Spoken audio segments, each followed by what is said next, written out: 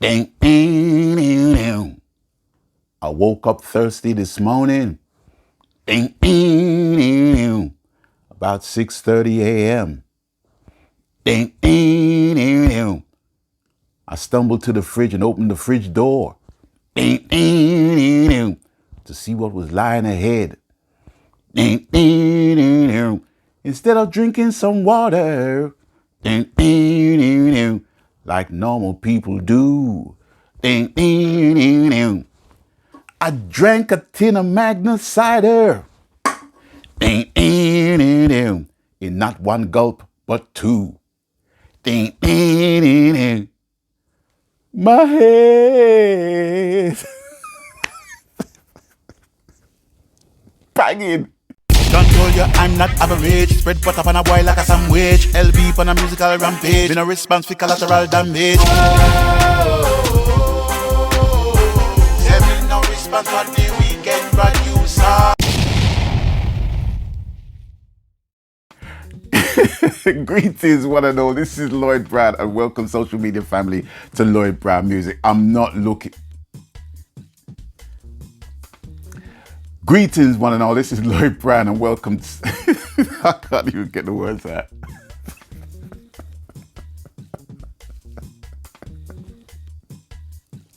All right, let's start again. I'm crying.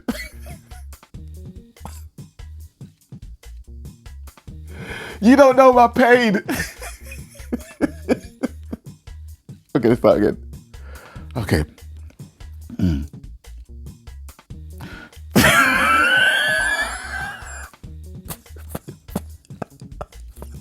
I can't do it. I gotta stop.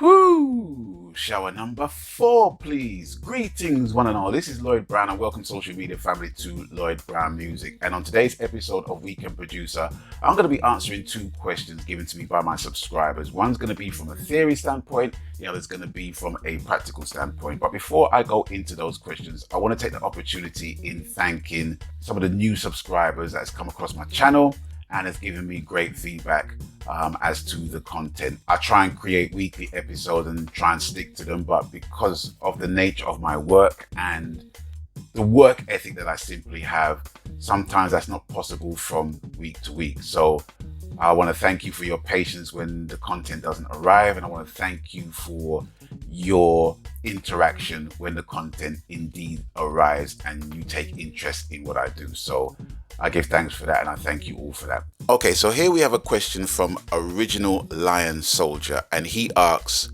why is reggae dying off? I find that question to be both leading and rhetorical. Bear with me and I'll explain. First of all, I find that question leading because when you're asking, why is reggae dying off? It's almost like you're probably thinking that I'm thinking the same thing. Maybe due to the past content that I've put up on my channel. And also from a rhetorical standpoint, where it is clearly obvious that you feel that reggae is dying off. And it's just a rhetorical question that doesn't really need any answer, where I could just say, well, that's your opinion. I don't know what to tell you.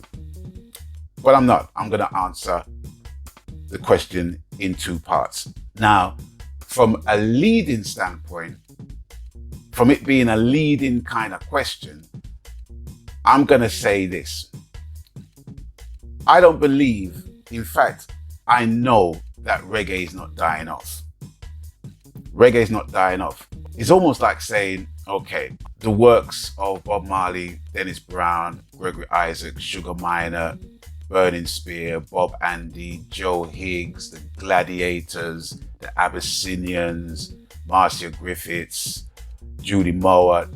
I mean, Barry Salmon, do I need to go on, right? It's almost like saying that, well, you know, the genre is dying off, but those icons are associated with the genre, you know, and it simply cannot be dying off because we still have the music here to be inspired by. There's one example that might cause controversy by my opinions on it, is that UNESCO has basically made reggae music an endangered art form, which in my honest opinion is a whole crock of bullshit. Because why do I need a European organization to tell me, as a black British man of Caribbean descent, that a culture that has been embedded in me and in my DNA for 57 years is dying off and it's endangered and it needs protecting, and they're the ones that's going to do it? I don't care what anybody's saying, it's utter bullshit. That's just my standpoint on it. But to have those elements in it, it's almost suggesting that reggae is dying off. When you have music festivals and musicians and sound systems based all around the world that's basically upholding reggae music in their own way, it's very hard to reach that conclusion that reggae music is dying off. It really isn't dying off, I don't think. But I overs the sentiment in the question that he's asking in that leading fashion. And I will also make another statement in relation to that leading statement. Reggae music is not dying off. Reggae music is simply adapting. It is simply adapting because it's pretty hard to expect. It's very hard for me just to love reggae music as someone that has reggae music in the bedrock of my career, of my musical existence. It's very hard for me to listen to reggae music alone and just be inspired by reggae music alone. When one makes a transition from being an artist to a producer, just like the transition an actor makes to being a director, he or she is seeing things from a different perspective, but is still telling a story, but from a different standpoint. And that is adapting and transcending from one element of expression to another. And it's no different with reggae music. You look at hip hop music back in the late 70s, early 80s. What can you tell me hip hop is now? I don't think for a second hip hop is dying, but there's artists who are adapting to what hip hop is now in the great scheme of things. I don't think for a second that reggae music is dying off. It's adapting. And there's lots of musicians and artists who are blazing the trail. And I'm talking from a worldwide standpoint. That's keeping reggae music alive. But then when you have the influence of trap music, grime music, garage, house, right? You got to understand that those are more or less subgenres of the reggae genre. Do you know what I mean? Because there's elements of reggae in all of those genres. Do you know what I mean? So the genres are the benefactors of reggae music. Reggae music has given life to those genres as well.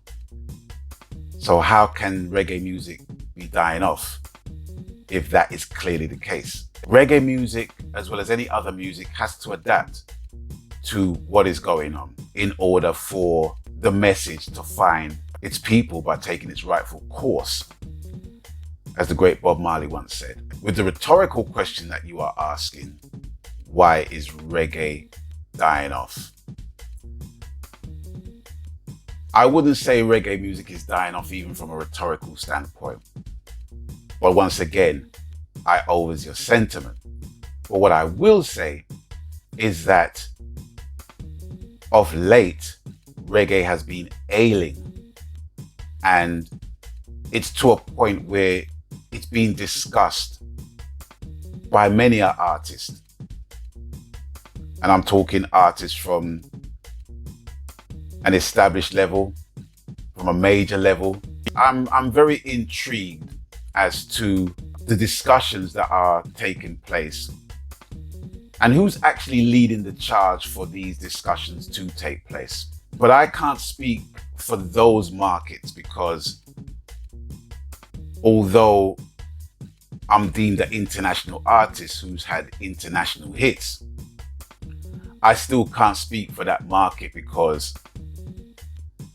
I'm not really steeped in that market per se.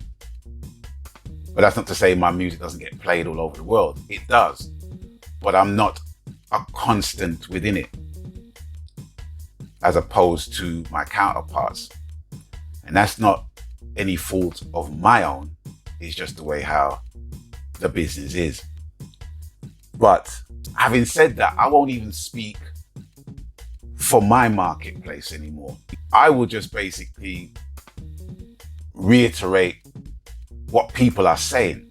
And I'm talking about fellow artists, fellow producers, pressing plants, promoters, tour managers, and the most important entity of all, the consumer, the customer, where they more or less collectively say, I'm not feeling what's coming out of the UK.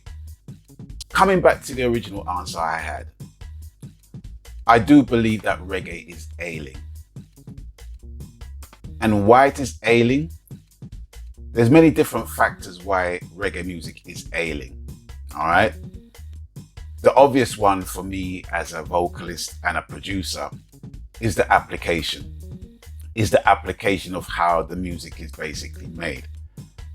And I have made videos in relation to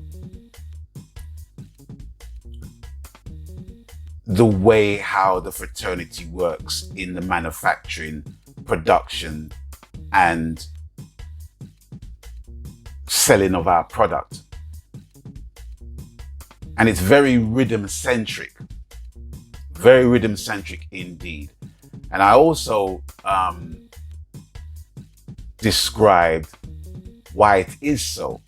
Because for a lot of producers, it's very cost-effective to build one rhythm and have 12 artists on that rhythm, rather than to have 12 artists and compose 12 original different compositions each for those particular artists, because all that's going to involve is many different session musicians or the same session musicians across a block booking of maybe 12 sessions to build an original piece of music and have songwriting teams in there. So already just even saying that, it conjures up a lot of hard work, even in my head. So one can imagine a producer starting up, just trying to put his foot in the ladder, as it were. It's a long thing for them. But that's what they do. And that's what I've done in my career. But the problem is that can develop into a habit that you can't get yourself out of, because you're so stuck in that level of production that anything else just seems what it seems, I guess. I can't put thoughts into people's heads, but the general consensus is that it's more cost effective to make one rhythm and have as many artists as you want on that rhythm. So with that being said, there's not a lot of application to it, because the only application that's involved is more or less emulating the original rhythm track, which, if you're steeped in reggae music and you're steeped into the history of reggae music, it's not going to be very hard to do. But to actually sit down and compose a reggae song, a completely original reggae song, with more than 2 chords, with more than a 1/4 beat, 4/4 beat, have a 2/4 beat in there, have a 3/4 beat, 4/6 beat, You know what I mean? It kind of just, it kind of knocks, it ironically knocks the head out of sync. You know what I'm saying? So for some people, they just can't deal with that. You know what I mean?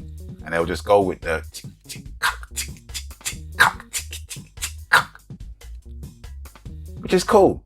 Another issue is that there seems to be like an analog digital war going on for people to suggest, well, you know, yeah, I'm making real music with real instruments. None of this computer malarkey.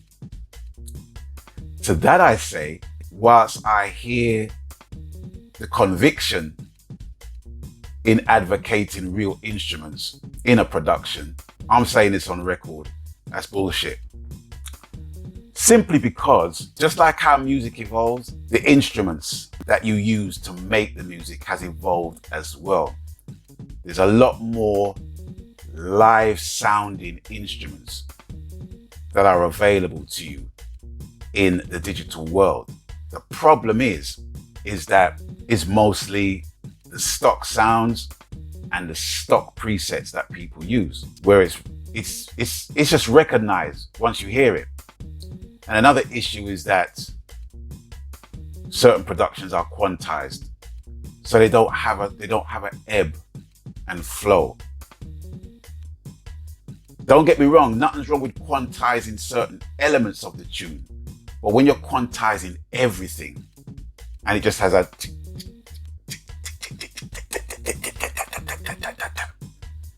it's that kind of sound that will sound like tinnitus in a live musician's ears. And I get that. But to suggest that live instruments is far superior than plugins, VSTs, I can take a little portion of that argument to be true.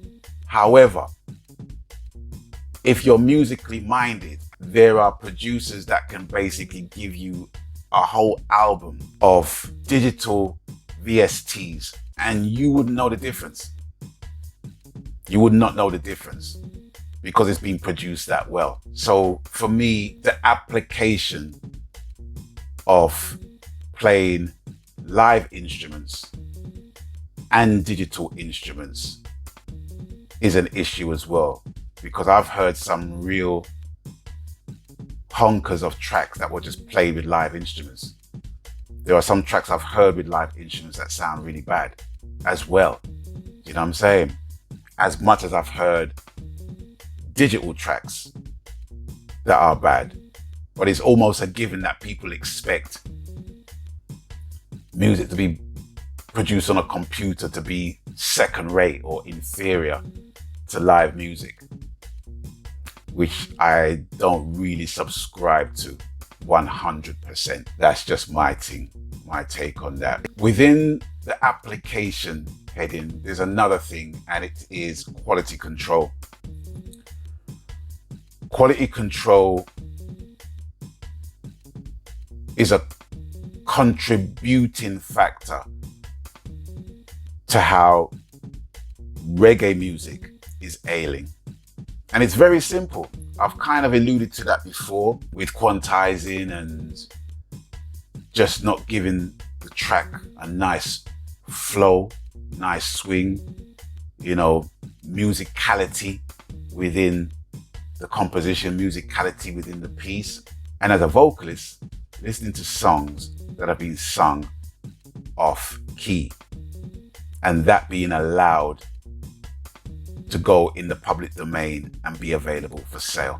Once you sing a song and it's off key and neither you or the producer is aware of it, and you got a potential 7 billion people that can be aware of that once the tune is released, it's out there for good. You got to live with that. Back in the day when you had Motown to me was the archetypal major record label that operated their label just like the car manufacturers that were based in Detroit. They ran it the same way. exactly the same way. You know, they made sure that the engine was firmly in place. They made sure that the doors were basically aligned on the car. They made sure that that the height of the car basically remained the same throughout the fleet of cars that they were basically making. They made sure that the tires were pumped up to certain poundage per square inch and all that kind of stuff. Same thing was happening in Motown. And Smokey Robinson was a huge part of that. Huge part. It wasn't just about the music, it was about the look of the act, the choreography of the act, the fashion at the time, how the group looked as a unit. You know what I'm saying? All that was part and parcel. It wasn't just a case of, right, we'll just knock out some tunes and see how they work. And within the quality control, I'm going to go back into the whole rhythm thing again, because I want to put something to you. And I just want you to try and imagine this. Imagine Justin Bieber, Ariana Grande, Taylor Swift,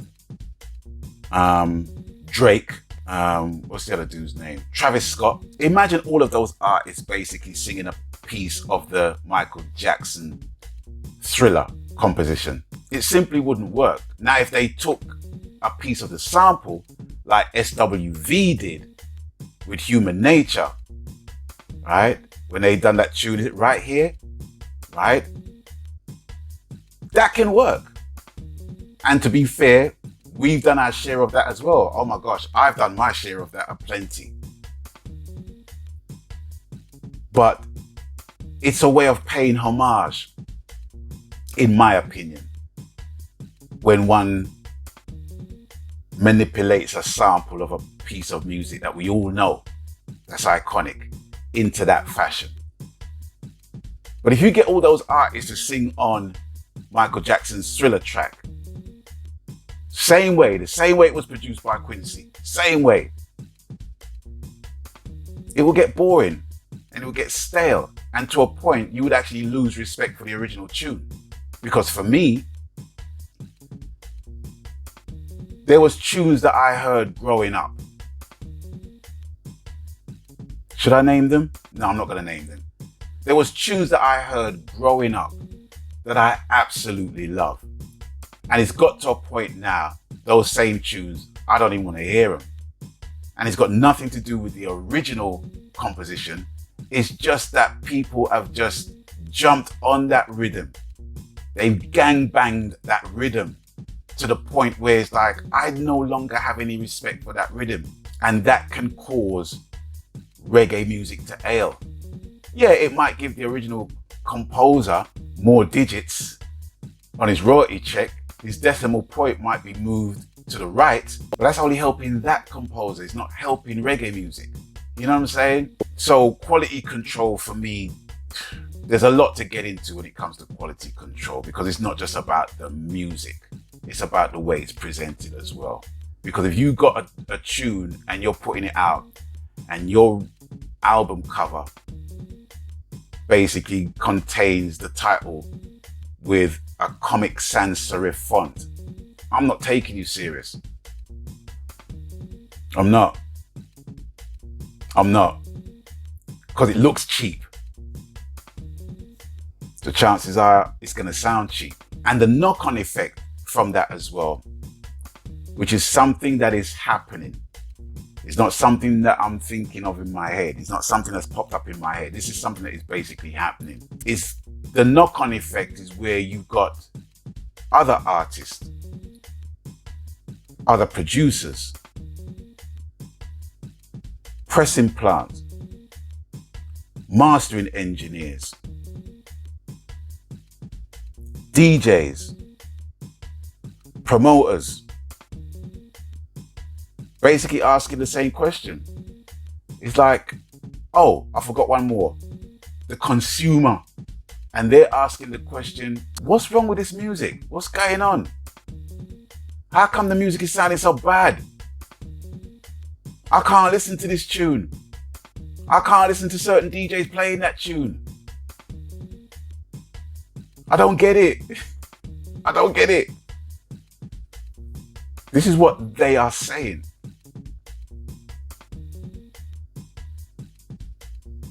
So whether people want to take heed as to that even being the case, much less asking why that is the case, is entirely up to them. It's entirely up to them.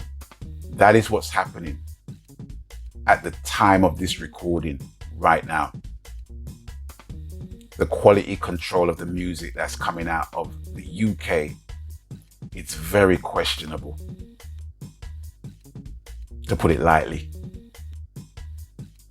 Another reason why reggae is ailing, and I'm just talking from my territory, the UK, with all these points, is another element, which is politics. Now, when you mention the word politics, it can conjure up a lot of things. But my understanding of what politics is the policy that are in place within the organization that certain entities basically represent under the banner of reggae music. And that is questionable within itself. Without going into it too deeply, there's a whole mixture of entities. So from one end, you got the entities of people that really cares about the music. They care about the music. They care about the way it's being made, the way it's being mixed, the way it's being heard, the way it's being presented. And there's other entities that really don't give a toss. They don't business. They're of a hustling mentality where it's like they just build the tunes, put out the tunes, get a couple filed on the radio, and then and get their bookings in their relative space and do what they got to basically do. For the consumers to basically ask the question, what is this? I don't like it. He's singing off key. She's singing off key. They're singing off key. And this is coming from consumers. That's another element of why it's ailing. And I think the final element that I will touch on as to why reggae is ailing here is the B word. And the B word is business. There's a lack of business acumen in this thing as well. Because even in 2021,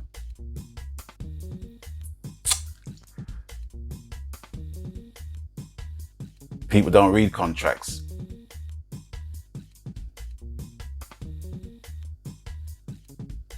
People sign contracts like it's basically the tick of a terms and condition box of an online site. They don't read it. And then they get shafted. My philosophy is that if you don't ask, you don't get. And don't get me wrong, people can make genuine mistakes in this thing when it comes to business. But even when one makes a genuine mistake, people want to assume that you're robbing them.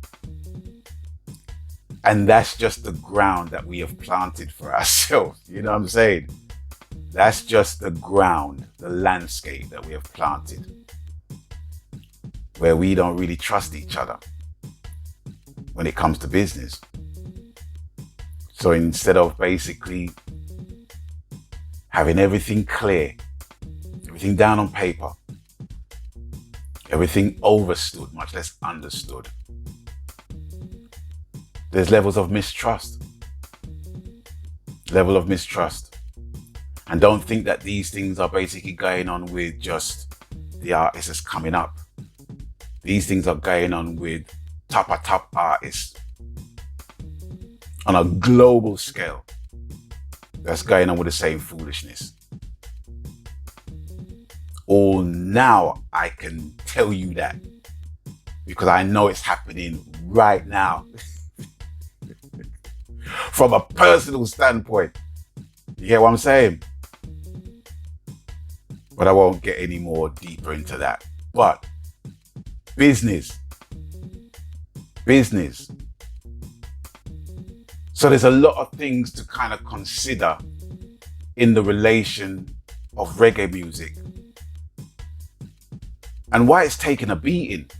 It's not just the music, it's the application, it's the quality control, it's the politics, and it's the business.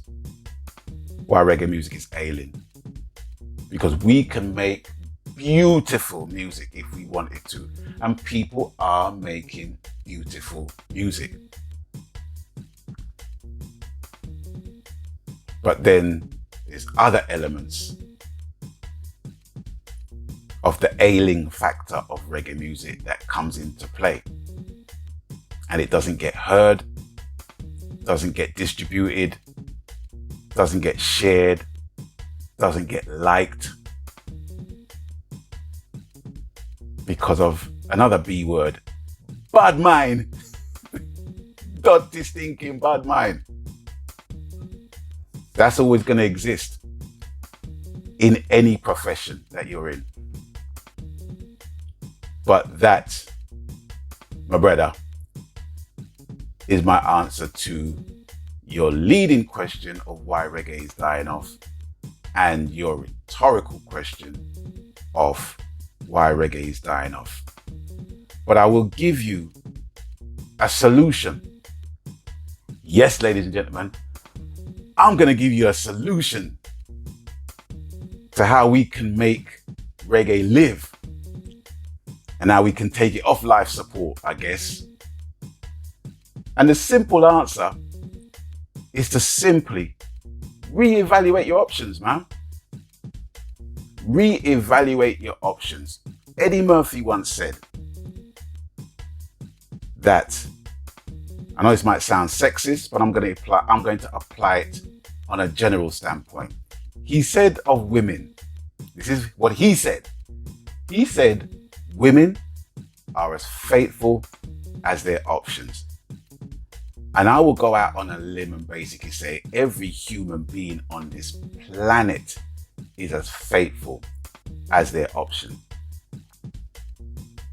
So I take that as, well, I have the option of basically working with a bunch of people that are like-minded as me. And I have another option of working with people who are not like-minded as me, but I can talk to them and kind of help to steer them in the right direction and hopefully inspire them. Or I can try and link up with people who are not as like-minded as me, knowing full well that I'm not going to get any cooperation from them. I'm not going to get any inspiration from them. All I'm going to get is, well, it's my things and I'm going to do it my way, and I don't care what you have to basically say. They might not tell me that vocally, but I know they're thinking that, and by their subsequent actions, that's exactly what they're thinking. So with that, which option do you think I'm going to go for? And be faithful to it. And stay faithful to it. Okay. So, but for some people, I think they need to reevaluate the options that they have. And I can see that people are doing that already. Because certain circles they were in, they're no longer in those circles anymore. They're doing what they need to do, especially in these times of great uncertainty. They need to make a headway in what they're doing. But if you're going to be caught up in this whole cauldron of cliqueiness, where elements of what that clique is doing is just not selling. It's not selling. That music is not selling. It's not making an impression on the market of the rest of the world. Then what? Something's got to give. Something's got to change. But I'm not going to be the one to tell you that. You're the one that's going to have to reevaluate and make up your own mind. You're going to have to make up your own mind, because enough people have said what their concerns are And the usual blurb is that, yeah, we got to get together, and this and that. And to be honest and truthful with you, I don't see that happening. I don't see it happening. I don't see it happening.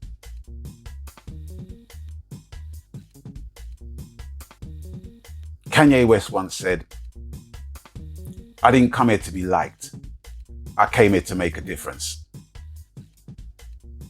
And that much is pretty true, because there are a lot of people that don't like the brother. But did he make a difference? Of course he did. I'm only throwing it out there. Weekend producer.